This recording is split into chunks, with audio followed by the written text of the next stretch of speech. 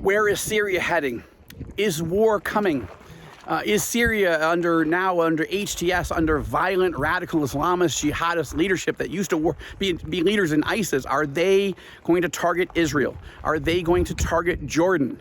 I've written novels about these type of scenarios, but I am here on the Syrian border right now in the Golan Heights, just assessing where are we right now. Hi, this is Joel Rosenberg for All Israel News, All Arab News, and I got to tell you, I've just brought a group of about 50 evangelical leaders up to the Golan Heights.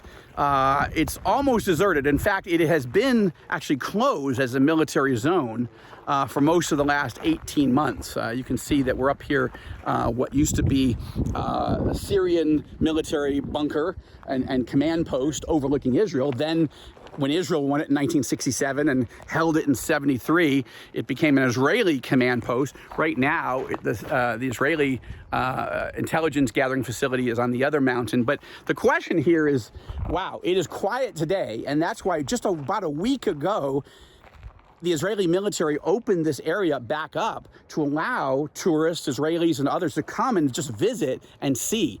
But this was an active hot war zone. This was where missiles were flying in from Lebanon, from Hezbollah into Israel over there.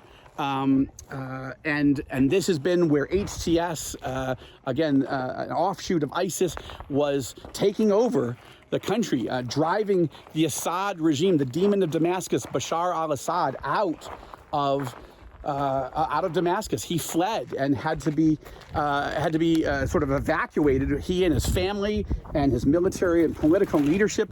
And where did they go? They went to Moscow. They went to be under the supervision and the care and the protection of the leader, the Tsar of Russia, Vladimir Putin. And we've been up here. We wanted to bring evangelical leaders up here. Why? Because this is an area that has been closed off, but it's so strategic militarily, and it's so troubled geopolitically. But we didn't just want to tell them, as evangelicals, American evangelical pastors and their wives, we didn't want to just tell them about the troubles.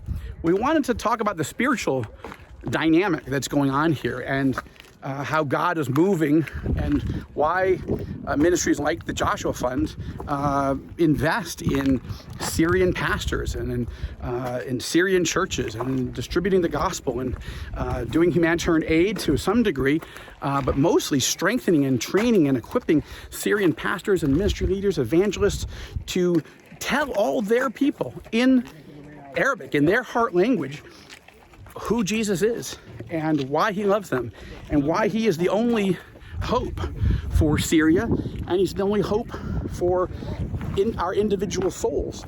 We're doing the same thing. The Joshua Fund is investing in the church in Lebanon, and Lebanon, of course, has been devastated over the past 18 months as Hezbollah, driven by Iran, took Lebanon into this horrible, sickening, disastrous war that Hezbollah lost. And but it's caused a lot of damage. It's caused a lot of death. It's caused a lot of destruction. And in that wreckage, the question is, how's the church doing in Syria? How's the church doing in Lebanon in that case? And, we're not that far away. I'll just show you. We've just been up here. I've been teaching and sharing and answering questions, but we're right here. This sign will tell you, as you can see, Damascus is just 65 kilometers from where we are. 1,500, about 1,464 kilometers away is Tehran. That's where most of this is being driven by, the tyrants of Tehran. Moscow, as you can see, is 2,500 kilometers away. Beijing, where I just wrote my new novel, Beijing Betrayal, about, that's 7,000 kilometers away. Jerusalem's 161 kilometers away. So we're in close proximity to our worst enemies, and those signs tell you kind of where Russia is, where Iran is, where communist China is, all of which are having huge and malign influences on this region. And it's affecting not just Israelis, not just Palestinians, but it's bringing devastation into the people of Lebanon, to the people of Syria, and it's painful. And obviously, All Israel News, All Arab News is trying to keep you up to speed on the latest developments, the major trend lines. And the Joshua Fund is a ministry to raise money, certainly awareness, and to educate the church in North America and around the world, the English-speaking church. What is God's love and heart for Israel and the Jewish people? But what is his heart and his prophetic plan also, not just for Israel, but for Israel's neighbors and for Israel's enemies, including Syria, including Lebanon and all these other countries. And that's why we are bringing American evangelical pastors here to see it. We've been taking them all over the country this week, and we're taking them to the Gaza border. We're taking them, of course, to the Lebanon and Syrian borders. We're taking them to Jerusalem. They're meeting pastors and ministry leaders, both Jewish and Arab, here in Israel. They're meeting with Israeli political leaders at very high and senior levels.